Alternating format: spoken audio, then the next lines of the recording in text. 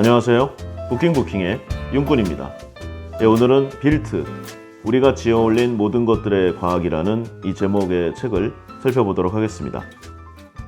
미국 과학진흥회의 2019년 올해의 과학책으로 선정된 책인데요. 건축의 연대순이 아닌 이 건물에 영향을 미치는 건축차제나 기타 요소로 좀 분류를 해서 아주 재밌게 이야기를 전개하려는 그런 의도로 좀 제작이 됐습니다. 흙과 물, 벽돌, 바위, 금속 이런 식으로 책의 챕터를 나눠서요. 이 다양한 건축의 재료 그리고 그것들의 특성으로부터 시작된 건축사, 특히 19세기의 건축과 이 공학 분야에서 이 수많은 이 건축학적 난제들을 해결했던 여러 가지 좀 방법들, 그리고 그 주인공들의 일화를 여러 가지 형식으로 좀 들려주고 있습니다. 건물의 기초가 어떻게 세워졌는가, 대형 도명 건물과 이 초고층 빌딩, 다리, 제방, 이런 내용들이요.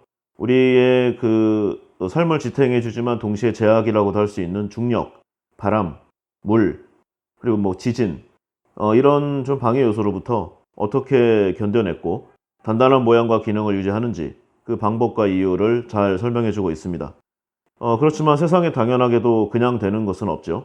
이 수백 년, 수천 년간 여러 기술자들과 공학자들이 이 발견하고 발전시킨 노력의 결과인 건축, 빌트, 많은 것을 느낄 수 있는 시간이었습니다. 저자는 이 주목받는 여성 구조공학자인 로마 아그라왈 씨인데요. 이 고대 로마의 아파트 이 시스템부터 이 세계에서 가장 높은 빌딩인 이 버즈 할리파, 그리고 거대한 건축물에 숨겨진 여러 가지 은밀한 이야기들을 들려주고 있습니다. 빌트, 우리가 지어올린 모든 것들의 과학이란 제목으로요. 참 잘 지은 것 같아요. 이 저자가 이야기꾼인 그런 느낌도 있습니다. 보통 과학자나 건축가 이런 스타일은 좀 재미없다는 인식이 많잖아요. 그런데 저자가 이 스타일 자체가 좀 개구쟁이스럽다는 내용들이 많아요. 그래서 본인 자체가 좀 열정적인 스타일이기도 하고, 그리고 또 강연 이런 거를 또 좋아한다고 합니다. 그러니까 약간 수다쟁이 스타일을 본인이 좀 밀고 있는 그런 느낌도 좀 있다고 하네요, 주변에서는. 그래서 이제 과학적 원리를 우리의 일상에 대한 이 스케치나 작은 실험을 통해서 이 알기 쉬운 방법으로 계속 설명해 주고 있어요. 물론 이 건축에 문외한인 일반 사람들이 보면은 그래도 어렵습니다. 저도 그렇더라고요. 이 여러 가지 이 건축과 구조의 이 기본 원리를 이 수식이나 물리 법칙이 거의 빠진, 그러니까 이런 쪽을 활용하지 않고 간단한 모형과 그림 등을 사용해서 보통 사람들이 이해 가능하게 만드는 그런 재주가 있습니다. 건축물에 가해지는 힘, 건축물의 뼈대를 이루는 기둥, 보호, 바람과 지진으로부터 건축물을 단단하게 고정하는 코어, 그리고 건물에 보면 외골격이 있죠. 또한 이 화재를 방지하기 위한 건축자재와 설비, 기타 여러 요소를 본인만의 방식으로 잘 풀어내고 있습니다. 역사로 보면 이 고대 로마부터 이 중세의 건축, 이 오늘날 현대의 고층 빌딩에 이르기까지 각 시대의 이 기술적 도전들을 극복해낸 유명한 건물들에 얽힌 이야기, 그리고 이 고층 건물과 다리, 터널 같은 이 건축물이 이 중력과 바람의 영향으로부터 우리를 지켜주고 이어지는 일이 가능했던 여러 가지 내용들을 잘 버무려주고 있어요. 저자에 대해서 잠깐 보면은요, 방금 말씀드렸듯이 로마 아그라왈 작가고요. 거대한 건축물을 만드는 구조공학자의 직업을 갖고 있습니다. 2004년 옥스퍼드 대학에서 물리학 학사학위를 받았고요. 그러니까 정통 과학자입니다. 2005년 런던 임페리얼 칼리지에서 구조공학 석사학위를 받았습니다. 그러니까 스펙이 화려하죠. 물리학자의 길 대신 이 구조공학자로 돌아선 독특한 이력의 소유자로 현재 서유럽에서 가장 높은 건물인 더 샤드, 그리고 우리가 살고 있는 이 세계를 설계하고 만드는 이 여러 내용들, 그리고 상당한 건물들의 유명 건물들의 이분이 좀 이름을 올리고 있습니다. 굉장히 주목받는 이 건축학자이자 저자로 좀 유명세를 좀 알리고 있죠. 그리고 이제 각국의 정책 입안자들에게 이 과학 교육 그리고 건축에 관한 여러 가지 내용을 조언하고 있고요. 유명한 방송이죠, 테드, 그리고 정규 브로드캐스팅인 BBC, ITV, 기타 여러 가지 방송, 그리고 전 세계의 유명 대학, 기관, 기업을 대상으로 활발하게 강연과 강의를 펼치고 있습니다. 2011년 구조공학자협회가 선정하는 올해의 젊은 공학자상, 2014년 올해의 여성 공학자상, 2017년 영국 왕립공학회가 가장 뛰어난 공학자에게 수여하는 루크상을 수여받았고요. 마침내 2018년 영국 제국 훈장을 받기에 이르릅니다. 이 빌트는 그의 첫 번째 책이고요. 도시의 구조에 관한 우리의 시야를 확장시키는 책이라는 이 사이언스의 이 강력 추천사가 붙어있는 오늘을 살아가는 우리라면 한 번쯤은 읽어봐야 할 양서가 아닌가 하는 생각을 해봅니다. 내용을 잠깐 보면은요, 이 책을 풀어가는 방식이 이제 소주제 이렇게 좀 나눠보고 있는데요. 기본적으로 이 힘, 그리고 화재, 그 다음에 이제 소재를 많이 나타내고 있어요. 벽돌과 금속, 그리고 요소죠. 하늘과 땅, 그리고 위치, 지하와 공간, 그리고 물과 하수도, 다리와 교량, 이런 식으로 좀 소주제를 나누고 있는데요. 뭐 이런 내용이죠. 금속의 역할은 무엇인가라고 하면은 강철을 사용하기 전까지는 철길도 초고층 건물도 있을 수가 없었다. 그리고 콘크리트가 등장함으로써 전 세계를 평정한 재료로 급부상하게 되었다. 또 우리 발밑에 지하 도시가 만들어지기까지 어떠한 과정을 거쳤는가. 그리고 이 크레인과 엘리베이터, 기타 여러 건축 이 도구들이죠. 이 기자재를 발명한 사람들은 누구인가. 그리고 의외적으로 그 사소해 보이지만 우리의 건강에 가장 큰 영향을 끼치는 가장 강력한 구조물, 하수도 설비라고 내용을 이야기하고 있는데, 사실 지금 현대의 인류를 보면은 예전보다 평균 수명이 굉장히 많이 늘어나 있습니다. 이것이 물론 신약을 비롯한 의학의 발전에 기인한 바가 크지만, 기본적으로 이 오폐수를 정화해서 기본 기초 보건 환경을 개선한 부분이 가장 크다고 할 수 있어요. 바로 건축의 승리라고 할 수 있죠. 그리고 우리의 생활을 편리하게 해주는 여러 가지 기타 요소들에 대해서도 설명하고 있습니다. 읽어두면은 피가 되고 살이 되는 양서임에 분명하겠죠. 근데 이제 다 좋은데요. 단 하나의 단점이 있습니다. 아무리 쉽게 풀어 쓰고요. 수식과 이 수치 대신에 이 그림과 도형으로 표현을 했지만 그래도 어렵습니다. 역시 이 전문 서적은 상당히 어려워요. 이 책이 기본 교양과학서에 가까운 책이긴 하지만 건축의 기본 지식이 없다면 그래도 어렵습니다. 그래서요. 이 책의 내용을 그대로 이야기하면은 아주 재미없는 책이 될 수도 있어요. 그런 방송이 될 수도 있을 것 같아서 실제로 읽어보면 괜찮거든요. 근데 제가 좀 방송을 해보니까 재미가 없어서 한 10분 녹음한 거를 엎었습니다. 좀 아깝더라고요. 그래서 제 방식대로 살을 좀 붙여서 재미있게 한번 꾸며보도록 하겠습니다. 먼저 이 랭킹을 한번 볼까요? 세계에서 지금 건축된 건축물 중에 가장 높은 것 과연 어느 정도인가 한번 살펴보고 시작하겠습니다. 10위 대만에 있는 타이베이 101이라는 빌딩입니다. 총 높이는 508m고요. 100층이 넘어요. 이제 여기서부터는 거의 다 100층이 넘는데 이 당시만 해도 굉장히 높은 건물에 속했죠. 2004년도에 준공이 됐습니다. 그 다음에 5위 중간의 내용들을 다 할 필요는 없으니까요. 롯데월드 타워 대한민국이죠. 123층에 554m. 롯데 상징적인 건물인데 2017년에 완공이 됐었죠. 건물을 지을 때 이 공군의 이 비행 궤도에 걸리는 여러 내용들이 있어가지고 문제가 많았는데 어떻게 잘 처리가 됐습니다. 어떻게 잘 처리가 됐는지는 매우 궁금하군요. 그리고 3위는 사우디아라비아의 알베이트 타워 120층에 600m를 자랑하는 웅장한 건물입니다. 2012년에 완공이 됐는데 바로 중국이 엎었어요. 상하이 타워 128층에 632m입니다. 2015년에 완공이 됐죠. 그리고 이제 조금 시간이 됐어요. 이제는 한 10년 정도가 돼가지고 좀 인텔리전스한 부분은 새로운 건물들에게 좀 밀리지만요. 높이로만 보면은 단연 아랍에미리트의 부르즈 할리파 건물이 최고입니다. 두바이에 있고 830m, 163층을 자랑하죠. 163층. 좀 궁금한 점이 많이 있습니다. 이 뒤에도 좀 계속 이야기할 것 같은데 이 정도 높이라면은 이 각종 이 공해적인 문제 그리고 이 환경적인 좀 어려움 그리고 만약에 화재 나면 어떡하죠? 어떻게 해결한다는 건지 잘 모르겠습니다. 물론 나름의 방식은 다 해놨지만 여차할 때 과연 제대로 작동이 될 것인가 의문점이 크죠. 자, 이러한 건물들은 현역으로 있는 건물이고요. 이제 이러한 내용들을 뛰어넘기 위한 계획 중이거나 진행 중인 초고층 건물들이 있습니다. 이 하위 랭킹은 뭐 살펴볼 필요가 없을 것 같고요. 아까 부르즈 할리파가 약 800m 정도라고 좀 말씀을 드렸었잖아요.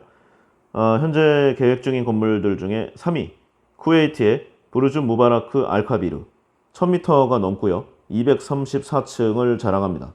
2036년도에 완공을 목표로 하고 있는데 지금부터 너무나 많은 세월이 남아 있어가지고 이게 과연 완공이 될 것인가라는 의문점이 좀 있기는 합니다. 그리고 진행 중인 건물들 중에 2위 사우디아라비아의 제다타워 168층에 1007m를 자랑하고 있습니다. 2021년에 완공 예정인데요. 될 것 같아요. 거의 다 들어갔고요. 이게 이 중동 국가들도 그 안에 이제 맹주 국가가 있고 그리고 옆에 좀 호시탐탐 노리는 국가들이 있잖아요. 이 시아파와 수니파의 이 오래된 해묵은 갈등들도 있고 해서 옆 나라가 이런 정도의 사이즈를 올렸다. 그러면 바로 우리나라도 올린다. 이런 좀 보이지 않는 좀 랭킹전이 벌어지고 있다고 합니다. 뭐 어처구니 없는 일이죠. 백성들은 죽어납니다. 그리고 이제 계획 중인 건물 중에 1위 아제르바이잔의 아제르바이잔 타워 바쿠에 있고요. 물론 아직은 좀 완공 연도가 미정입니다. 총 층수는 190층인데 높이가 1054m로 단연 1등입니다. 1054m면은요. 보통 이제 스카이 다이빙을 한 2000m 위아래에서 하는데 그냥 올라갈 필요 없어요. 비행기 대절할 필요가 없습니다. 여기서 뛰어내리면 그만이죠.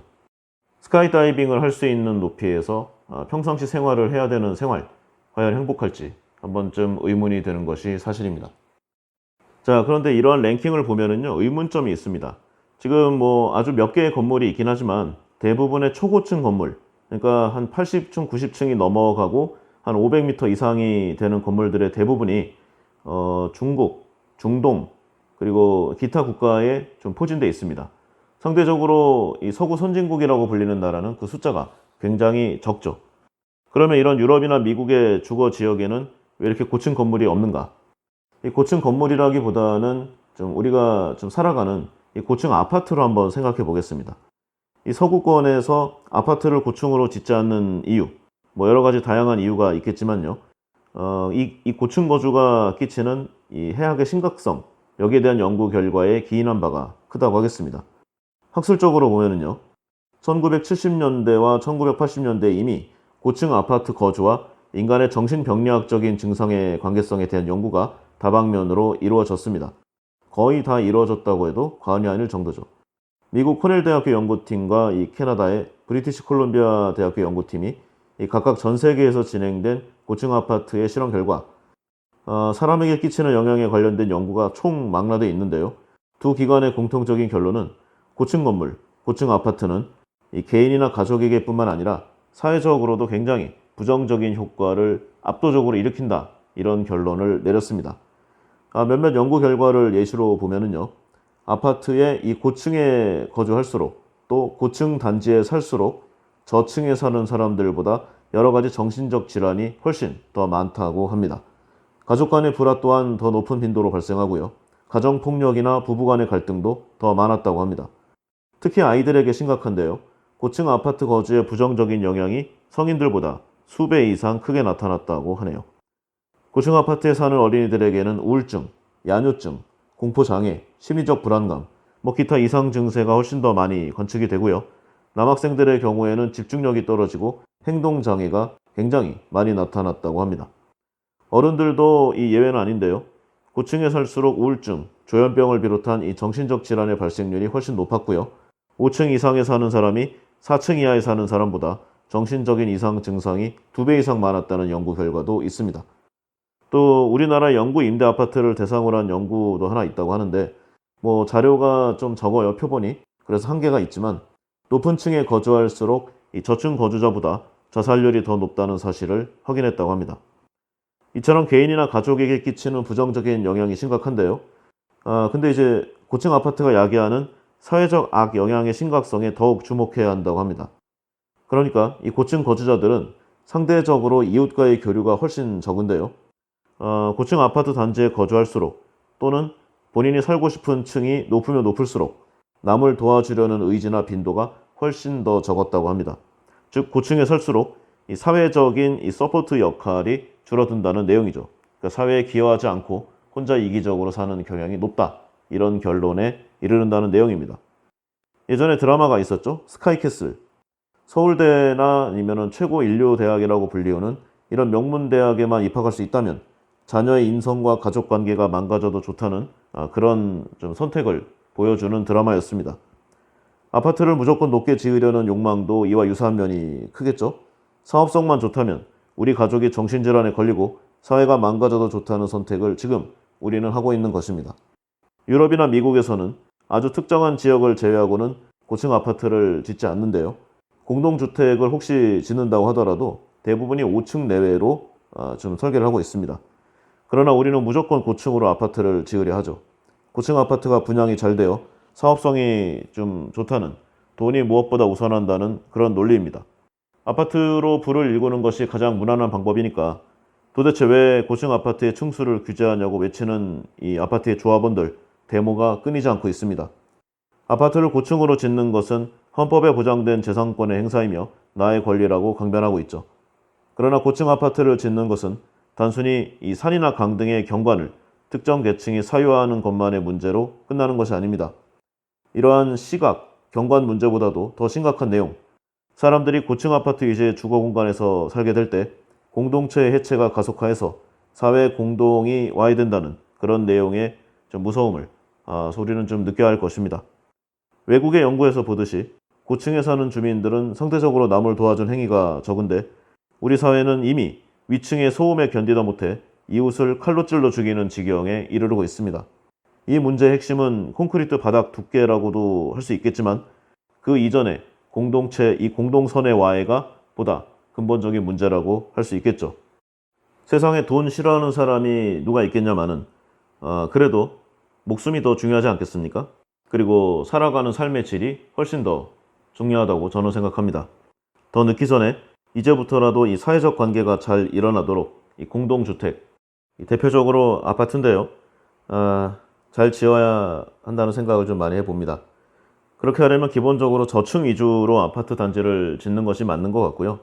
같은 면적의 단지에 이 똑같은 세대수를 짓더라도 지금처럼 고층으로 이렇게 띄엄띄엄 짓기보다는 저층 위주로 건물을 좀 어느 정도는 좀 붙여서 그러니까 좀 건폐율이 높게 지어야 한다는 내용이죠.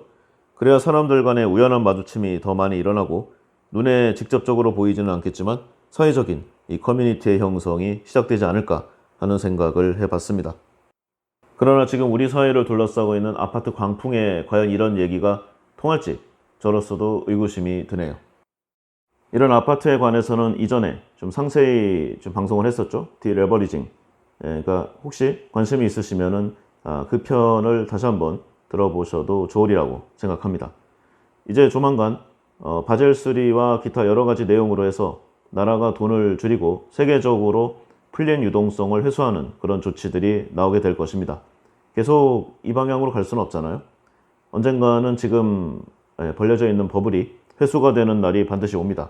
그렇다면 아파트 하나 달랑 가지고 있는 사람들은 결국 어떻게 될 것인가? 근데 현재 아파트 매일같이 상승하는 내용을 보면은 이런 말이 전혀 씨알이 안 먹힙니다. 그러니까 어쨌든 간에 본인의 이런 생명과 재산은 본인이 지켜야 하겠죠.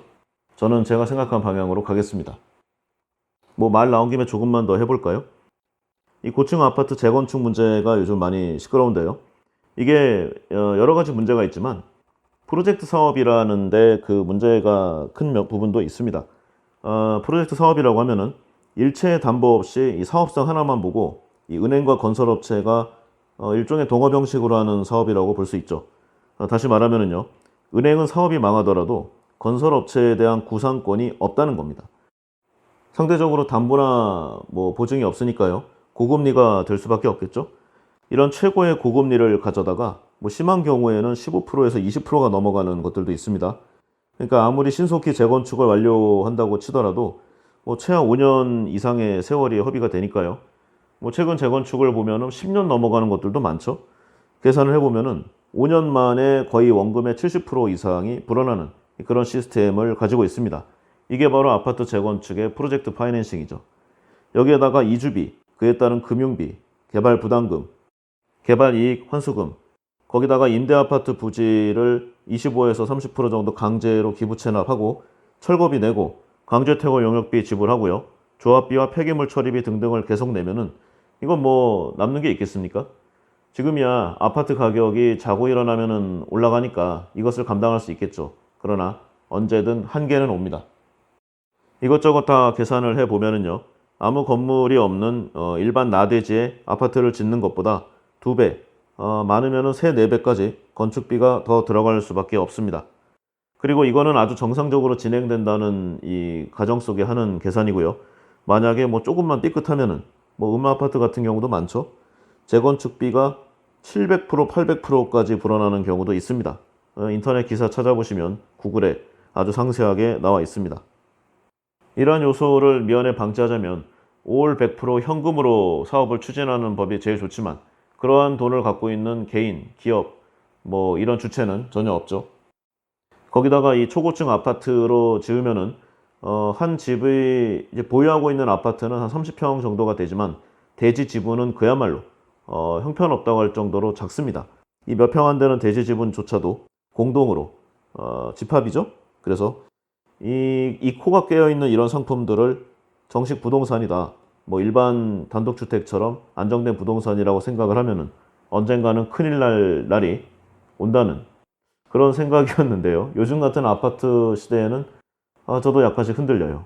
그러니까 계속 스스로를 좀 단련하고요. 공부하는 시간을 가져야 한다는 결심을 계속 해보곤 합니다. 뭐 아파트는 이런 내용이고요. 이 책이 빌트니까요. 뭐 소재나 이런 좀 공법 부분에서 살펴보겠습니다. 이 아파트, 이 골조에 대해서 살펴보면은요. 골조를 완성하기 위해서는 이 목수, 철근, 미장, 조적이라고 하면 벽돌을 쌓는 건데 이러한 4대 전문가들이 있어야 합니다. 근데 아파트는요. 목수와 철근 맞을 거예요. 이렇게 이 두 팀만 있으면 됩니다. 왜냐면 아파트는 미장을 거의 안 하죠. 그리고 알몸입니다. 그러니까 콘크리트 공구리 그 자체죠. 외벽을 벽돌 쌓기로 할 이유가 없습니다. 그러니까 인건비도 자재비도 마구마구 코스 다운이죠. 그리고 아까 이야기한 내용의 연장선인데요.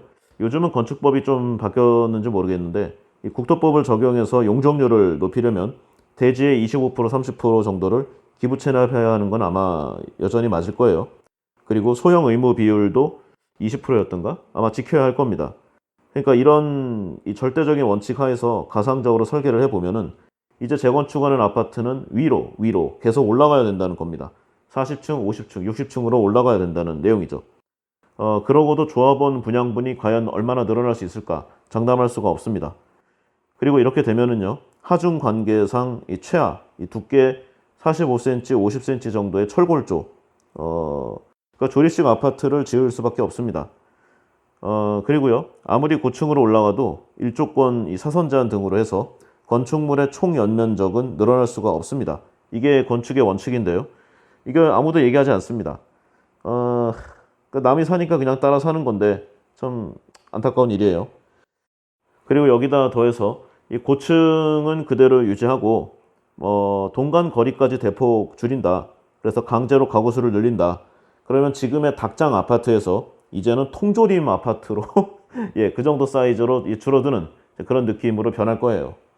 앞으로 계속 아파트가 재건축 하다 보면은요, 오피스텔보다도 못한 상태로 진화인지 이 퇴보인지 모를 그런 상태까지 갈 수도 있습니다. 다만 이렇게 지어도 이 건축업자에게는 이익이 있죠. 높이 올라갈수록 건축비가 점점 싸집니다. 그것도 굉장히요. 이렇게 싸구려 조립식 철골 구조 아파트로 지으면은 제대로 이 철근 콘크리트 구조로 지을 때보다 건축비가 40, 50% 이상 싸게 계산이 됩니다. 그리고 30층 이상 아파트를 보면은요, 내부 비상 계단이 필수 추가 설치가 되는데 보통은 이제 길이가 한 3.5에서 4m가 되고요. 폭이 2.5m. 그리고 이제 계단실이 돌아가는 오토리버 여기가 들어가야 되기 때문에 9평 이상 전용 면적이 줄어듭니다. 그리고 철골조, 철근 콘크리트보다 벽 두께가 몇 곱이 더 두껍죠. 철골조 H빔을 사용해야 하기 때문에 공간이 그만큼 더 줄어듭니다. 32평형 기준으로 하면은 한 서너 평 이상이 아마 줄어들 거예요. 여기다가 철골조 H빔을 파고드는 그 열 전도율은 높고 방음 효과는 무지 낮은 그런 상태가 계속 되고요. 하중이 좀 계속 늘어나니까 이에 대한 문제가 계속 생기고요. 그리고 동당 세대수가 계속 늘어나니까 지하의 기초공사는 더욱더 깊게 파고 들어가야 됩니다. 지하 주차장 면적으로 또 전용 면적을 까먹게 되죠. 그리고 초고층으로 올라갈 때는 이 건물을 감싸고 내리꽂는 이 순간 강풍이 많이 부는데 보통 이제 와류 현상이라고 부르죠. 일종의 이제 양력장 현상인데, 그러니까 이제 폐쇄형으로 지을 수밖에 없습니다. 창문을 낼 수가 없다는 얘기죠. 내더라도 아주 콧구멍만큼 예, 그렇게 할 수밖에 없습니다.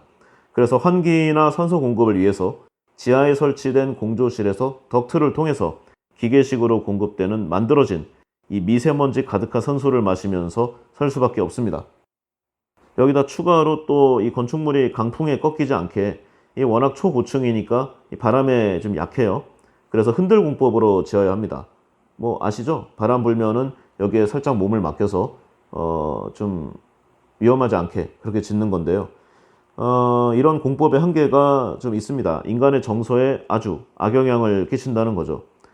이 세월이 많이 지나면은요, 상단부는, 그러니까 고층은 이 흔들공법으로 화장실 같은 경우에는 방수막 크랙 현상이 일어난다고 합니다.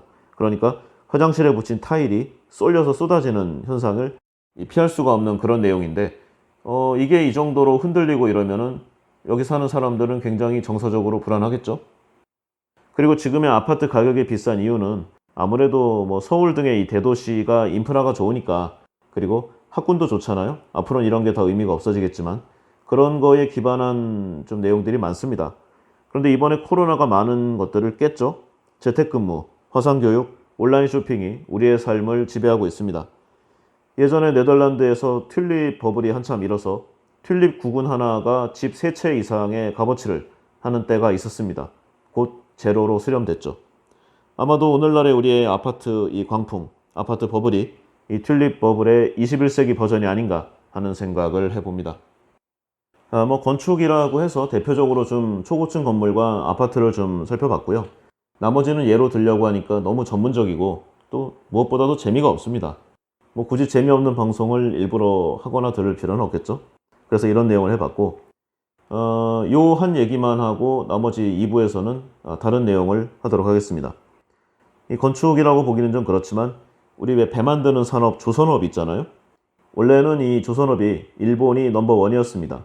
세계에서 그야말로 압도적인 1위였죠. 그런데 이런 일본 조선업이 이 멸망의 그런 결과에 처한 그런 사건이 하나 있었습니다. 바로 MOL 컴포트호인데요. 지난 2008년도에 이 건조된 선박입니다. 제작사는 미쓰비시 중공업, 이 군함도로 유명한 그 악질 전범 기업인데요. 계열사로는 이 맥주회사 기린, 미쓰비시 은행, 그리고 이온, 뭐 기타 등등 하여튼 뭐 이런 내용들이 있습니다. 그리고 방금 말한 이 MOL 컴포트호, 총 톤수가 약 8만 6천 톤 정도, 그리고 전장이 한 320m, 전폭이 한 50m 되는 총 8,100 TEU, 이 TEU라고 하면은 컨테이너를 한 개 싣는 게 1 TEU인데 뭐 이 정도 사이즈입니다. 어마어마하죠. 현재 기준으로 보면은 세계 최대 컨테이너는 현대상선에 있는데 24,000 TEU입니다. 어쨌든 간에 당시로서는 굉장히 거대한 사이즈였고요. 초거대형 컨테이너 선이었습니다. 이때까지만 해도 일본 조선업의 기술력은 한국보다 조금 더 위였다라는 평가가 지배적이었죠. 그런데 이를 한 방에 뒤집는 어마어마한 사건이 일어납니다. 2013년 이 싱가포르에서 사우디아라비아 제다로 향하던 배가 갑자기 예멘 동쪽 370km 해상에서 두동강 나기 시작한 것이죠. 그리고 금이 간 것도 아니고요. 아주 깨끗하게 똑 부러졌습니다. 화끈하게 가라앉아 버린 거죠. 장난감 배를 힘줘서 이렇게 두동강으로 분지른다. 그런 느낌으로 부러졌다고 보시면 되겠습니다.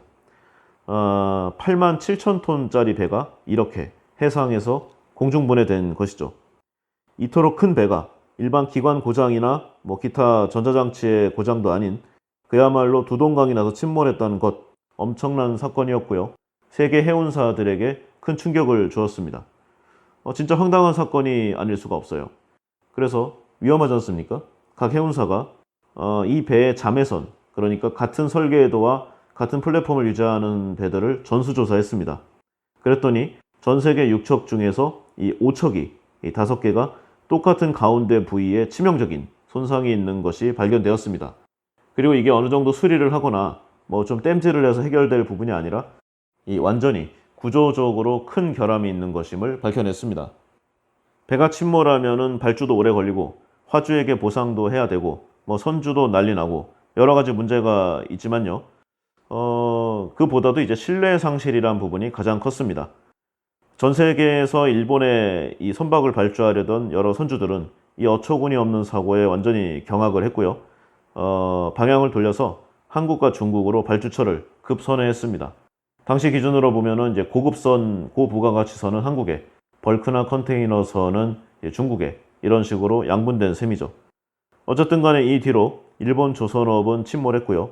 기술력의 자부심을 더 이상 세계에 자랑할 수가 없었습니다. 일본 조선 1위 기업의 매출이 한국 3위 기업의 3분의 1, 4분의 1에 불과한 처참한 모양으로 주저앉은 오늘날의 결과를 기인한 사건이라고 할 수 있죠. 여기까지 해서 이 빌트 1편은 마무리하고요. 2편에서는 1편에서는 좀 건축에 관련된 부분을 봤으니까 우리에게 잘 알려져 있으면서도 생소한 플랜트에 대해서 살펴보도록 하겠습니다. 오늘은 여기까지 하겠습니다. 감사합니다.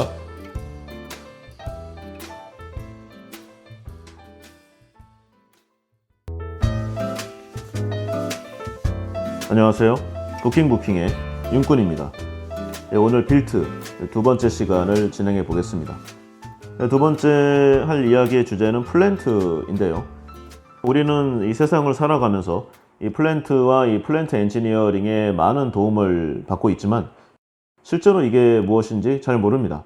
뭐 신문지상이나 언론에 플랜트에서 어느 정도 수출을 따왔다, 어떤 매출이 나왔다, 이런 내용들을 많이 듣긴 하지만요. 정확히 뭐냐고 하면은 이 업계에 계신 분들을 제외하고는 잘 모릅니다. 그래서 한 번쯤 이 내용을 짚고 넘어가는 것도 좀 의미가 있지 않을까 해서 좀 준비를 해봤습니다. 플랜트의 일단 정의를 보면은요, 가장 1번 정의는 공장을 짓는 것이라고 할 수 있겠습니다. 플랜트 엔지니어링, 일단 이 공학적 그리고 이 순수 이과적인 내용을 이용해서 돈을 만들어내는 이 부가가치를 창출해내는 산업군이라고 할 수 있는데요. 일단은 뭔가를 만들어내는 이 팩토리가 가장 1순위에 들어갑니다. 그 다음에 이제 각종 기계 장치들이 있는데 산업기계, 공작기계, 전기, 통신, 기계, 기타 이런 좀 메카니컬하면서 일렉트로니컬한, 그리고 여기에 화학적인 케미칼이 붙은 여러 생산시설, 제조시설 이런 것들이 여기에 속하고 있습니다.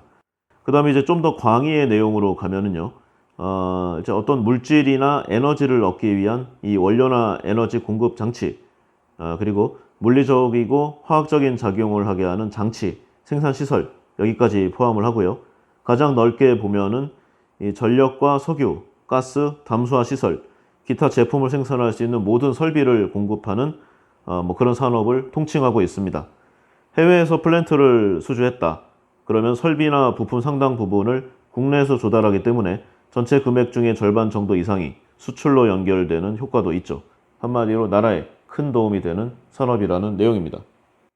자, 이상의 내용으로 발전소나 정유공장, 기타 전력과 석유, 가스, 담수 등의 이 제품을 생산할 수 있는 이 설비를 공급하는 공장을 지어주는 산업, 이걸 정의라고 얘기했는데요. 플랜트는 이렇게 복합 공정을 통해서 계획된 이 산출물을 생산하는 이 통합 설비를 통칭하고 있습니다. 이 통합 설비라고 하면은 보통 이 독립적인 기능을 갖도록 좀 만들어진 이 소재나 부품 단위의 기계, 그리고 부분적인 조립체, 그리고 계기나 기기 장치, 배관과 구조물, 이러한 내용들을요, 유기적이고 체계적으로 조합한 집합체다, 이렇게 이해하시면 될 듯 합니다. 이런 유틸리티와 이런 토지 부지, 그리고 노동력과 자금 등의 이 투입이 수반되는 좀 종합 엔지니어링 산업이라고 할 수 있는데 좀 달라요. 그 건축과는 좀 다른 게, 건축은 제로 베이스에서 설계한 다음에 구조물을 올리는 내용이잖아요. 이 플랜트는 기존에 만들어져 있는 이 모듈화된 이 부품들을 조립한다, 이렇게 생각하셔도 크게 틀리지는 않을까 합니다. 이 상세한 내용을 보면은요, 이 FEED란 개념이 있습니다. FEED, 프론트 엔드 엔지니어링 디자인의 약자입니다. 상세 설계를 하기 전에 이 큰 단계를 말하고요. 보통은 이제 기본 설계라고 표현을 합니다. 그림으로 치면은 이 전반적인 큰 틀의 그림을 그린다고 볼 수 있는데, 그래서 이 PD의 경우 피드 업체가 따로 있습니다. 대부분은 서구의 선진 설계사라던가 이런 엔지니어링사들이 이러한 역량을 보유하고 있는데, 우리 기준으로 보면은 설계도 한 장 그려주고 총 1억 달러라고 하면은 여기에 한 수십 %를 가져갑니다. 그리고 기본적인 그 원가가 들어가는 이 장치, 부품들, 이런 거는 누가 해도 비슷하잖아요. 뭐 코스트 다운을 내고에 의해서 약간 할 수는 있지만 어느 정도의 기본 단가 이상을 줘야 하는 것은 분명합니다. 그러니까 우리는 결국 돈을 버는 것은 이 몇 프로 되지 않는 이 생산 시설, 이거를 이제 건축하는 거기서 시공하는 데서 돈을 남기는 거죠. 그러니까 고생은 뼈 빠지게 하고 얼마 못 버는 겁니다. 점차 고도화로 나가야 되는 과정에 있는데, 이것이 여러 가지 지적인 좀 업그레이드와 더불어서 특허에 걸려 있기 때문에 상당히 어려워요. 그러니까 이 수백억 불의 수주를 해도 결국 남는 것은 얼마 없습니다. 빚 좋은 개살구죠. 그리고 이러한 피드를 담당하게 되면은 이 프로젝트의 이 실행 가능성 검토를 위한 개념 설계, 이 공정 흐름도와 이 주요 설치와 배치, 설비의 기본 사양을 확정하는 기본 설계, 뭐 기타 규정과 기준을 정의하는 업무를 하게 되는데, 한마디로 헤드적인 일을 한다고 보시면 되겠습니다. 그리고 다음은 상세 설계인데요. 우리가 보통 플랜트에서 엔지니어링이다라고 하면은 이러한 단계를 의미합니다. 즉 피드에서 큰 틀의 그림을 그렸다. 그러면 이 엔지니어링에서는 이 큰 그림에 상세하게 이 부분적인 설계를 좀 서포트하는 그런 내용으로 생각하시면 되겠습니다. 그래서 전반적으로 상세 설계부터는 EPC 업체가 담당을 하죠. EPC라고 하면은 엔지니어링, 그러니까 설계죠. 그다음에 프로큐어먼트, 조달, 컨스트럭션, 시공, 이 세 요소를 모두 하는 것을 뜻하는데요. EPC라 하면은 상세 설계, 자재 구매, 시공을 일괄적으로 진행하는 이런 업체를 말하고, 보통은 이 커미셔닝이라고 불리우는 시운전까지를 맡아서 해줍니다. 우리나라의 대표적인 EPC 업체다. 그러면 대림산업, 현대건설, 삼성물산, 뭐 GS건설, 이런 메이저사들을 꼽을 수가 있죠. 턴키라는 말 많이 들어보셨죠? 우리가 뭐 어떤 중동에서 뭐 계약을 따왔는데 턴키 방식이다. 이러한 턴키 방식이라고 하면은 그냥 영어 약자 그대로입니다. 턴키, 그러니까 키를 넘겨주다. 한마디로 고객사는 내가 넘겨주는 열쇠를 돌리기만 하면은 정상 작동하는 기자재를 받을 수 있다. 이런 내용인데요. 법적인 정의로 보면은 공사를 일괄적으로 수주받아 가동 준비까지 완료된 상태로 공장을 양도하기로 약속한 건설 계약의 종류로 통칭하고 있습니다. 이 수주업체는 공사의 설계, 구매 조달, 시공, 시운전 등의 모든 서비스를 일괄 제공하고요. 발주업체는 이 전체의 총액만 입찰 과정으로 결정하는 그런 수순을 받고 있죠. 이러한 턴키 방식, 이 수주업체의 자율적인 역량이 발휘될 수 있다는 점이 큰 장점이고요. 건설 시공의 효율성을 위해서 도입된 제도이기도 합니다. 그래서 턴키 계약을 우리말로는 일괄 수주 계약이라고 하죠. 아무래도 플랜트 분야에서는 우리나라와 많이 좀 연관이 돼요. 이러한 턴키 방식. 좀 살펴보겠습니다.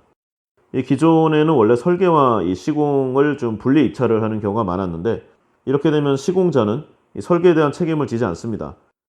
그런데 이 시공 과정에서는 설계 변경이 좀 빈번히 일어나게 되는데요. 뭐 예를 들어 이런 식이죠. A라는 설계업체가 이 B라는 시공업체에게 도면을 주면서 이 설계대로 시공을 해달라고 할 경우에, 시공업체에서는 이 설계 도면대로 안 되잖아요. 현장 상황은 다르니까. 그러니까 시공이 어렵거나 이 불가능한 부분이 나타나면 설계업체한테 이거 시공이 어려우니까 설계를 변경해야겠다, 이렇게 책임을 전가할 가능성이 커집니다. 그러면 설계업체 입장에서는 뭐 시공이 안 된다고 하니까 변경을 해줄 수밖에 없는데 점점 짜증이 나요. 그리고 일의 진척은 느려지고, 또한 일단은 좀 비용이 상승하죠. 설계 변경은 추가적인 인력 투입이니까요. 그리고 시간 자체도 굉장히 늘어나기 때문에 이 발주업체 입장에서는 책임 소재를 명확히 하기가 어려운 측면이 있습니다. 하지만 이러한 턴키 방식, 설계부터 시공 및 시운전까지 모든 책임을 일어나게 되므로 이 공사 중 발생하는 문제점에 대해서 수주업체가 모든 책임을 떠맡게 됩니다. 이는 분명 발주업체 입장에서는 상당히 편리한 부분인데요.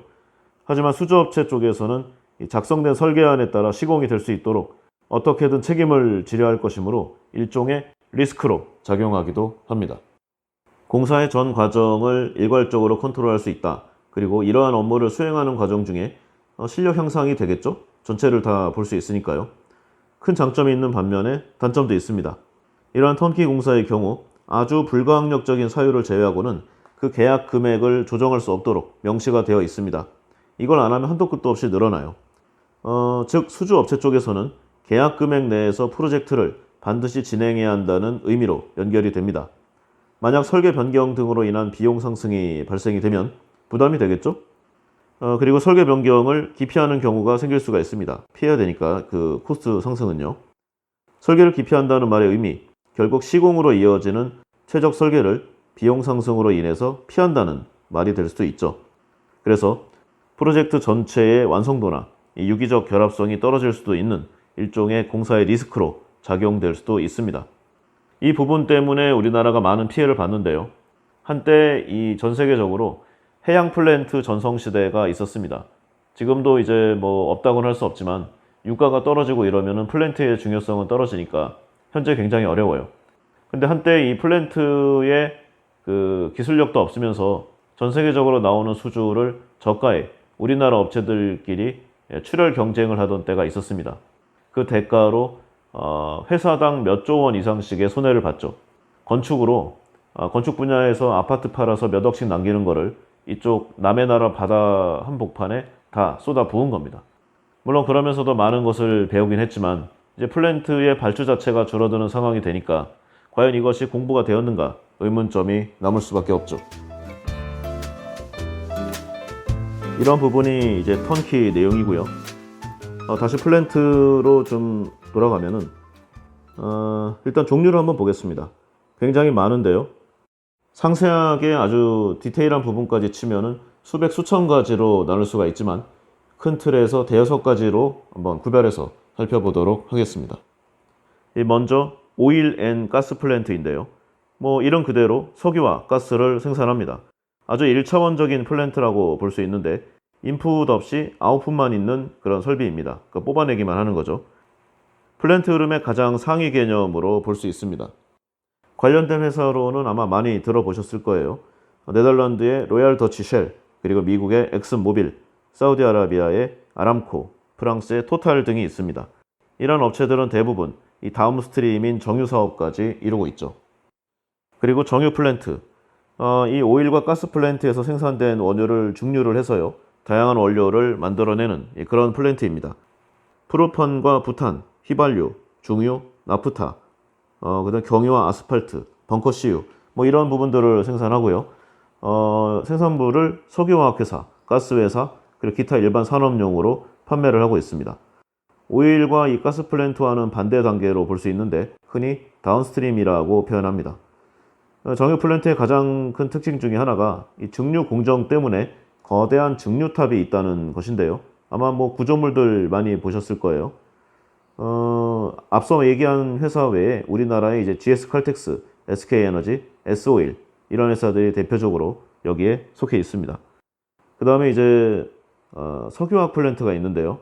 나프타 아시죠? 나프타. 정유 플랜트에서 생산된 이 납사를 이용해서 다양한 일반 제품을 생산하는 그런 설비입니다. 납사는 다시 이 분해 설비를 이용해서 에틸렌과 프로필렌, 벤젠으로 생산이 되고요. 이것들은 다시 합성원료, 합성수지, 뭐 기타 아주 여러 가지 이 수를 셀 수 없을 정도로 많은 이 제품들로 재생산됩니다. 여기에 관련된 회사는 이 국내로 보면 호남석유화학, 금호석유화학, 뭐 기타 여러 이 뒤에 케미칼 붙어 있는 큰 회사들 이런 정도로 파악하시면 될 듯합니다. 그 다음에 발전 플랜트, 우리가 흔히 발전소라고 부르는 것들인데요. 이 석탄과 물, 바람, 그리고 핵연료, 조수간만의 차, 천연가스, 기타 이러한 요소들을 이용해서 전기를 생산하는 역할을 합니다. 기본적인 공정의 흐름은요. 일단 석탄을 태워서 이 보일러에 물을 끓입니다. 그리고 물이 증발하면 이 고온과 고압의 증기가 발생하고 이 증기로 이 터빈과 발전기를 돌려서 전기를 생산하는 이런 과정을 밟고 있는 것이죠. 이 발전 플랜트는 이 한국전력과 한국수력 원자력에서 담당하고 있고요. 어떠한 원료를 사용했느냐에 따라 이름이 바뀝니다. 그러니까 물을 사용하면 수력발전소, 바람을 사용하면 풍력발전소, 조수간만의 차는 조력발전소, 핵연료를 사용하면 원자력발전소 이런 식으로 되는 것이죠. 그리고 이 해수 담수 플랜트가 있습니다. 이 바닷물을 이 담수, 소금 성분이 없는 물이죠. 이렇게 만드는 플랜트인데요. 현재 전 세계적으로 물의 사용량은 점점 늘고 사용할 수 있는 물은 점점 줄어들고 있습니다. 이러한 이유로 해수 담수 플랜트가 점점 중요하게 부각되고 있는 것이죠. 보통 이러한 해수 담수 플랜트는 발전 플랜트와 같이 건설되는 경우가 많습니다. 왜냐하면 해수 담수에 필요한 여론이 파워 플랜트에서 나오기 때문인데요. 또한 이러한 해수 담수 플랜트에서 나온 물을 이 발전소에서 사용하는, 그러니까 왔다 갔다 하는 그런 역할을 상호작용을 할 수가 있는 그런 이유 때문입니다. 국내에서 이 해수 담수 설비에 강한 회사로는 두산중공업이 꼽히고 있죠. 그리고 마지막으로 환경 플랜트. 쉽죠? 더러운 곳을 깨끗하게 만드는 시설입니다. 대기와 수질, 폐기물 등을 다시 쓸 수 있는 자원으로 이 리사이클링하는 그 플랜트인데요. 이 환경 플랜트를 제외한 이 모든 플랜트에 환경 플랜트가 같이 있다고 볼 수 있습니다. 모든 플랜트에서는 폐기물이 나오잖아요. 그러니까 이 요소가 반드시 필요하겠죠. 요즘은 환경에 좋지 않은 물질은 이 배출하기 위한 것보다 다시 재활용하는 것에 좀 포커싱이 맞춰져 있습니다. 그래서 이 환경 플랜트의 중요성도 점점 강조되고 있죠. 이러한 내용이 이제 플랜트의 종류 좀 구분이고요. 좀 더 구체적으로 해수 담수화 기술에 대해서 좀 더 살펴보도록 하겠습니다. 우리에게도 많이 익숙하죠? 해수 담수화 기술. 대표적으로 두 가지 방법이 있는데요. 이제 증발법과 이 멤브레인 공법, 이렇게 보면 되겠습니다. 먼저 증발법, 그 중에서도 MSF 공법인데요. 영문으로는 멀티스테이지 플래시 디스틸레이션입니다. 그러니까 그 바닷물을 증발시켜서 순수한 물을 얻는다는 내용인데요. 해안 인근 이 화력발전소에 뜨거운 증기를 이용해서 바닷물을 가열해서 수증기를 만들고 다시 차가운 바닷물을 이용해서 응결시키는 이러한 방법으로 담수를 얻는 시스템입니다. 이 열원이 증기이기 때문에 발전소와 함께 지어지는 내용이 많고요. 열 에너지가 풍부한 산유국들, 대부분 중동 지역인데 이쪽에서 선호하는 이 공법이죠. 증발법에서는 두산중공업이 점유율 세계 1위를 차지하고 있고 설계부터 건설까지 책임지는 시스템을 유지하고 있습니다. 다음으로 역삼투압법. 해수담수화의 역삼투압법을 알기 위해서는 이 삼투압을 먼저 봐야 되겠는데요. 이 삼투압이라고 하면 배추 절일 때를 생각하면 이해가 빠르다고 합니다. 배추에 소금을 뿌리면 배추 바깥으로 이 수분이 빠져나가는데요. 이것이 삼투압, 즉 저농도에서 고농도로 용매가 이동하는 것을 이야기함입니다. 이때 용매 이동 이 압력이 삼투압인데요. 역삼투압은 당연히 반대의 압력이겠죠. 그래서 삼투압 이상의 압력을 가해서 이 고농도의 용매를 이동시키는 것, 이것을 정의하고 있습니다. 해수 담수화를 보면은 이 배추의 표면 역할을 하는 것이 이 RO 멤브레인이고요. 이 고압 펌프를 이용해서 해수에서 멤브레인 반대로 담수, 그러니까 용매죠. 이걸 밀어넣는 겁니다. 이러한 원리를 이용한 것이 이 해수 담수의 역삼투압법이고요. 반투막을 이용해서 압력이 가해진 해수에서 물을 기타 물질과 분리하는 방식, 이렇게 정의할 수가 있겠죠. 이 증발법의 장점을 보면은 일단은 지금 검증이 됐어요. 오랫동안 썼으니까요. 대규모 실적이 있습니다. 안전하게 사용할 수가 있죠. 그리고 이 높은 생산수의 순도를 유지할 수 있습니다. 그리고 이 대용량에 또 적절하죠. 다만 이 높은 에너지 소비율이 따라오고요. 고온의 공법이기 때문에 상대적으로 부식하기가 쉽습니다. 그리고 가격이 세죠. 이에 반해서 역삼투압 방식을 보면은 최근에 그 실적이 증가하고 있습니다. 에너지 소모량도 적고요. 조작이 쉽습니다. 그리고 상대적으로 싸죠. 다만 이 막의 내구성 문제를 해결하기가 어렵고요. 충분한 사전 전처리가 필요하기 때문에 기술력 확충이 굉장히 어렵습니다. 어떤 방식이나 장단점이 있겠죠? 이 현장의 여건과 상황에 따라서 적합한 공법으로 사용하면 그만이 아닐까 합니다. 최근에는 이 두 가지 공법을 조합한 하이브리드 공법도 나오고 있는데요. 어쨌든 간에 계속 미래가 유망한 분야라고 할 수 있겠습니다. 그리고 이 해수 담수화 플랜트에 가장 우수한 역량을 보유하고 있다는 두산중공업. 이 두산중공업이 조금 문제가 있습니다.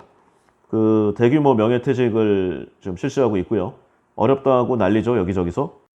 이 두산중공업이 이 비용 절감을 위해서 인력을 대규모 구조 조정하고요. 휴업을 추진하고 있는 내용들이 많이 있습니다. 이 국제적인 신용평가사들도요. 이 두산중공업의 신용 등급을 계속 떨어뜨리고 있죠.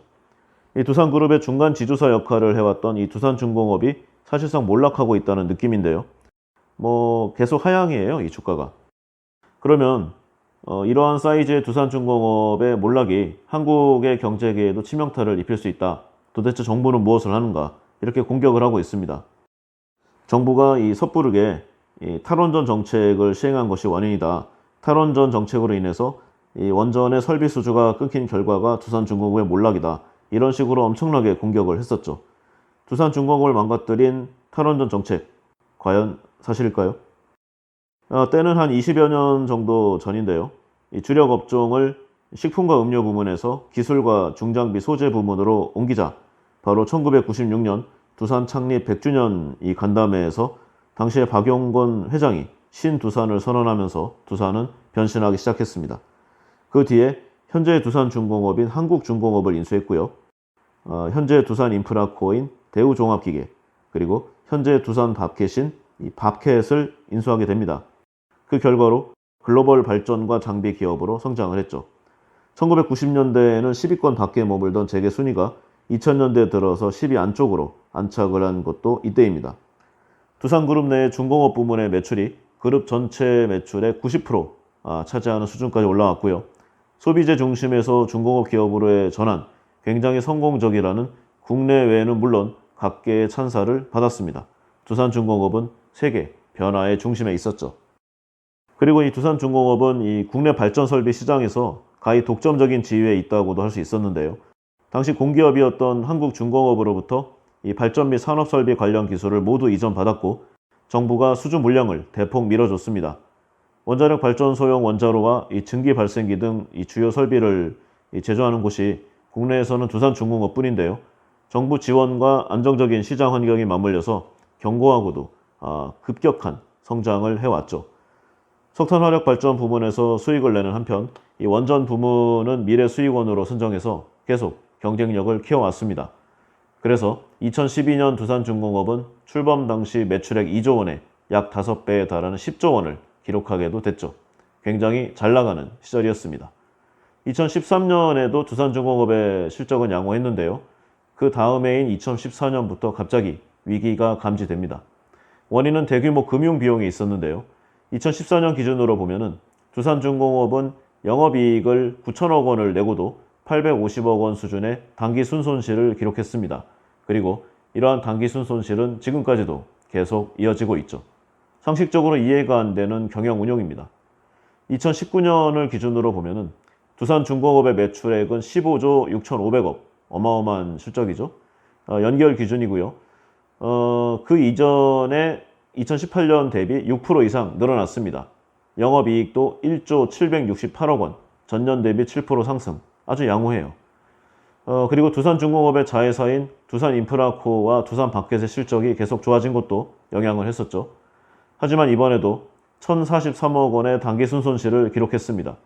제조 부문에서는 꾸준히 흑자를 내고 있지만 금융 비용과 대손 삼각비, 기타 손실 비용 등이 순이익을 잡아먹은 것이죠. 두산중공업은 이렇게 계속 금융 비용에 덫에서 빠져나오지 못하고 있는 상황입니다. 이러한 상황에서 두산중공업은 그룹 내 부실 계열사들의 자금줄 역할을 해왔는데요. 이 자금줄이 막힌 계열사 지원을 위해서 회사채 발행 자금으로 계열사 유상 증자에 참여하고 스스로도 이 전환 상환 우선주를 계속 발행했습니다. 타 계열사가 발행한 이 우선주에 보증도 섰고요. 특히 이 두산건설이 컸어요. 2010년 전후부터 약 2조 원 가까이의 자금을 두산건설 살리기에 쏟아부었습니다. 이 과정에서 두산중공업의 자회사 두산인프라코어는 시장 경쟁력이 있었던 공작기계 사업부를 매각하게 됐고요. 두산중공업은 두산엔진과 두산밥켓의 지분마저 팔게 되었습니다. 그리고 두산그룹이 4조 5천억 원을 들인 밥켓 인수도 이 재무 구조에 아주 치명타를 미쳤는데요.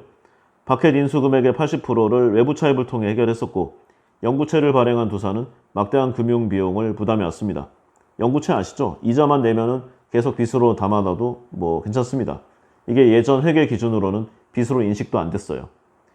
하여튼간 이렇게 알짜 사업부를 팔아서 마련한 이런 이 계열사 퍼주기, 결국 이 두산중공업의 부메랑으로 돌아왔고요.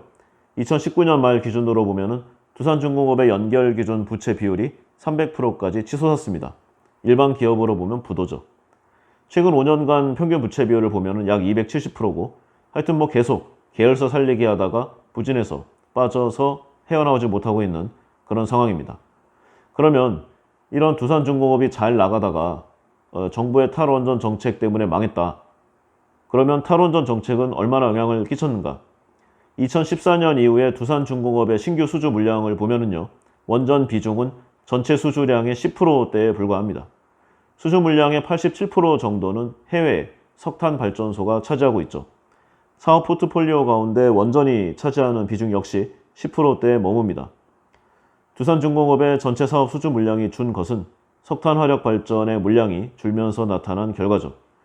이 석탄 화력 발전의 수주 감소, 이 문재인 정부의 에너지 정책과는 무관한 전 세계적인 트렌드라고 할 수 있습니다.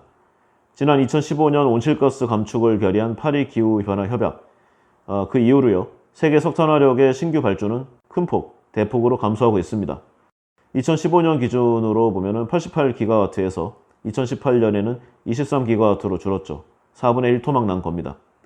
반면 전 세계 전력시장 이 투자 비율은 전체 40%가 신재생에너지로 가장 많은 비중을 차지했습니다.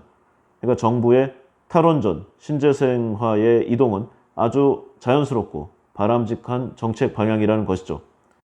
화력발전과 원자력 발전은 각각 16%, 6% 수준에 그쳤습니다.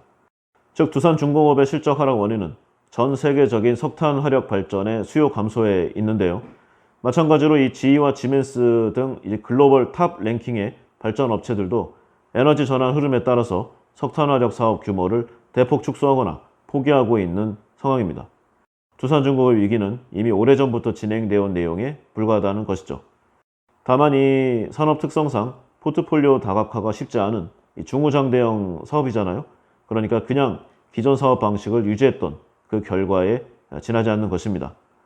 물론 이 문재인 정부의 탈원전 정책에 따라서 신한울 3, 4호기나 기타 국내 원전 건설 계획이 중단되거나 백지화된 부분이 분명히 있습니다. 하지만 원전 축소로 인한 수익 감소는 현재 실적과 무관하죠. 2017년 정부의 탈원전 정책 이후 한국수력원자력이 두산중공업에 지급한 금액은 5,877억 원. 근데 이것이 2018년에는 8,922억 원으로 증가했습니다. 그러니까 정부가 오히려 두산을 밀어준 거죠. 산업통상자원부 기준으로 보면은 정부는 오히려 이러한 지원책을 끊어야 한다는 내용도 많습니다. 두산중공업의 이런 어려움, 당연히 시장의 흐름을 읽지 못한 경영진의 실책임에 분명합니다.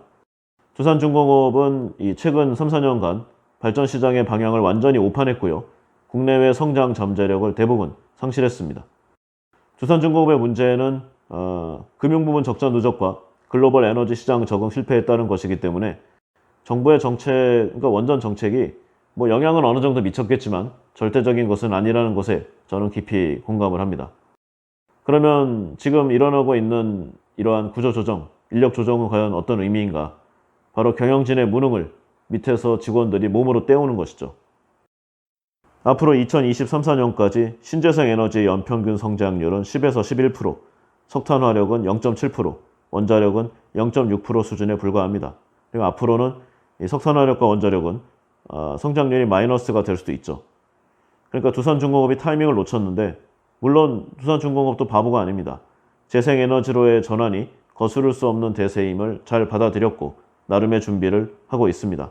신사업으로 전환을 하고 있는 것이죠. 다만 이 과정에서 인력 구조 조정의 타깃이 이 노동자로 가는 것만은 피할 수가 없을 듯 합니다. 신산업 진출을 명분으로 고임금 정규직 노동자 비율을 줄이고 비정규직을 늘리는 이러한 인력 개편 작업 지금도 계속 일어나고 있습니다. 현대그룹도 이렇게 많이 했는데요. 대표적으로 현대모비스죠. 전국 12개 공장 가운데 직영 2곳을 제외하고 인력의 100% 가까이를 하청직과 비정규직으로 채웠습니다. 두산중공업이 신산업 전환 과정에서 이 현대모비스의 모델을 추진하고 있다는 내용이 나오고 있는 셈이죠. 인력을 채용하든 조정하든 간에요. 일반 기업이라면 관계없습니다. 기업이 일반 직원을 모두를 매겨 살려야 될 의무는 없죠. 서로 간의 필요에 따라서 계약 관계인데 일반 기업이랑 관계없습니다. 그러나 다만 이 두산중공업은 애초 태생이 정부 지원을 받아서 성장한 기업입니다. 그런데 경영진의 오판으로 발생한 손실을 이 밑으로 떠밀고 있는 것이죠. 그리고 또 반론도 많아요. 두산중공업이 과연 그렇게 어려운 상황인가? 두산중공업의 2020년 2월에 있는 공시를 보면은 자회사 실적 개선으로 당기 순손실이 감소했다고 밝히고 손실을 상당 부분 비용 처리했습니다. 그러니까 이미 나타난 손실은 다 처리한 거고요. 그리고 이후에 보장된 그 발주 물량이 있어요. 국내 에너지 업계가 향후 2년간 풍력 발전 분야에서만 연간 3조 원 이상의 발주가 이뤄질 것으로 전망하고 있습니다.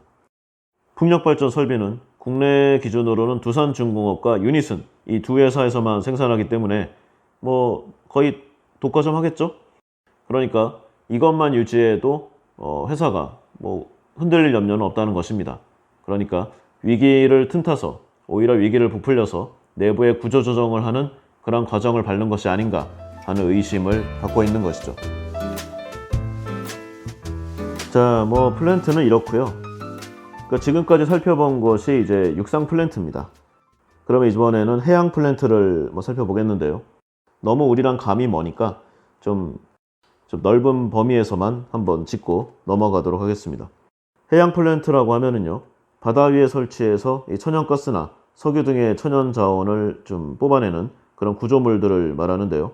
보통 이 해양에 이 천연 자원이 풍부한 그런 국가들이 주로 보유하고 있습니다. 넓은 의미로는 바다에 설치되는 다양한 구조물들을 모두 뜻하고요. 보통은 이 오프쇼어 플랜트라고 많이 부르죠. 종류를 보면은 크게 이제 용도별로 시추 설비와 생산 설비로 나눌 수가 있는데요.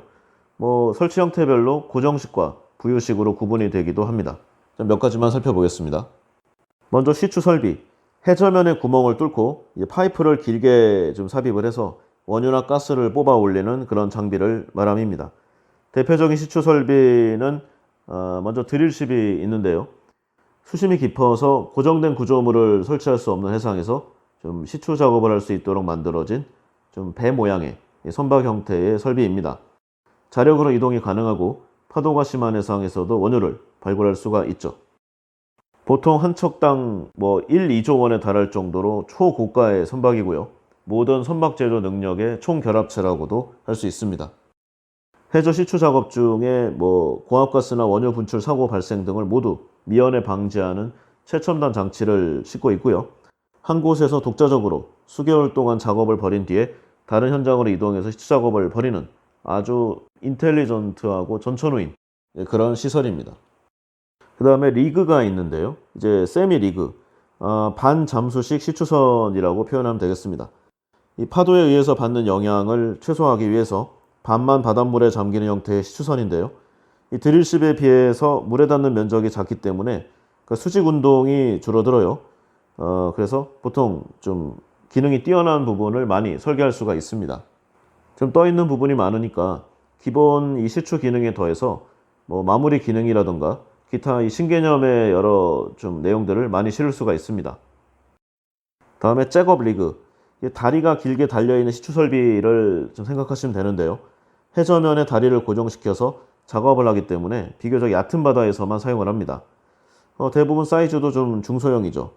이 잭업 리그는 이 국내 조선업계가 아주 오랫동안 공을 들여온 해양 플랜트 분야인데요. 단점으로는 한번 설치하면 이 보수가 어렵기 때문에 한 50년 이상 버틸 수 있게 아주 내구성이 높게 만들어야 한다는 그런 부분이 있죠. 그리고 우리 왜 신문 같은 데 보면은 뭐 우리나라 건설사가 조선사가 어느 나라에서 뭐 FPSO 계약을 따왔다, 뭐 FPU 계약을 따왔다, 이런 내용들이 많이 있습니다. 먼저 한번 살펴보겠습니다. FPU라고 하면은 이 플로팅 프로덕션 유닛인데 우리식으로 하면은 부유식 생산 설비를 말함입니다. 이 바다 위에 떠 있는 생산 설비고요. 하부 구조의 이 모양, 그러니까 이 FPU를 묶어두는 방법에 따라서 몇 가지 종류가 나눠집니다. 그리고 FPSO, 부유식 생산 및 저장 설비인데요. 플로팅 프로덕션, 스토리지 앤 오프로딩입니다. 해양 원전에서 아주 중요한 제품으로 인식되고 있고요. 다른 선박들은 주로 이동이 핵심이잖아요. 근데 이 FPSO는 안정적으로 고정되어 있는데 초점을 맞추는 그런 부분이 있습니다. 보통 육상 원전을 보면은 단순하게 원유의 채취를 위한 시설이라고 볼 수 있잖아요. 근데 해상 원전은 이 FPSO를 통해서 불순물인 바닷물을 분리하고 기체와 액체 성분도 분리를 합니다. 여기 더해서 다음 유조선이 올 때까지 각 성분을 저장하고 생산물의 하역까지 동시에 수행하죠. 굉장히 다기능 다목적이고요. 그만큼 어렵고 비쌉니다. 이 국내 조선업계에서 아주 의욕적으로 좀 생산해서 좀 밀었던 선박의 종류인데요. 실제로 핵심 기술은 화학공학적 기술은 외국에 의존하고 이 배 밑부분만 좀 제작을 했습니다. 상황이 그렇다 보니까 이 매출이 커도 막상 순이익은 얼마 안 나고요. 만약에 이 만들다가 조금만 삐끗하면 손해보기 십상이죠. 그런데도 이 FPSO를 밀 수밖에 없다. 현재 어려운 조선업계의 사정을 짐작하게 할 수 있는 내용이라고 할 수 있죠. 그리고 FLNG 뭐 비슷한 방식인데 이제 가스입니다. 그러니까 뭐 내용은 동일하니까요. 나머지는 너무 전문적이라서 뭐 좀 다 생략하고요. 뭐 알고 있을 의미가 없습니다. 그리고 이제 우리가 많이 들었지만 의외로 잘 모르는 거 몇 가지만 더 보겠습니다. 우리 뉴스를 보면은 바지선 뭐 이런 내용을 좀 많이 들었습니다. 이 용도에 따라서 이 바지선과 라이터선으로 구별이 되는데요. 이 두 지점 사이에서 화물을 운반하는 배를 바지, 항내의 대형선이 접안할 수 없는 경우 화물을 싣고 내리기 위해 본선 옆에 대는 배를 라이터 이렇게 표현을 합니다. 이 선체가 너비가 넓고 바닥이 평평하고 좀 뭐 구조는 여러 가지 있지만 어쨌든 간에 좀 단단하게 만든 그런 부분이에요. 대부분이 이제 예인선에 의해서 끌려가고 또 뭐 배를 밀어주는 그런 좀 배에 의해서 항행하는 푸셔 바지까지도 좀 다양합니다. 이 크기나 뭐 사이즈로 여러 종류가 있는데 한마디로 큰 배에서 하역 작업과 접안 작업, 기타 뭐 좀 뭔가 좀 중개적인 브로커리지 역할을 하는 배라고 좀 보시면 되겠습니다. 그 다음에 벌크선, 벌커라고도 부르는데요.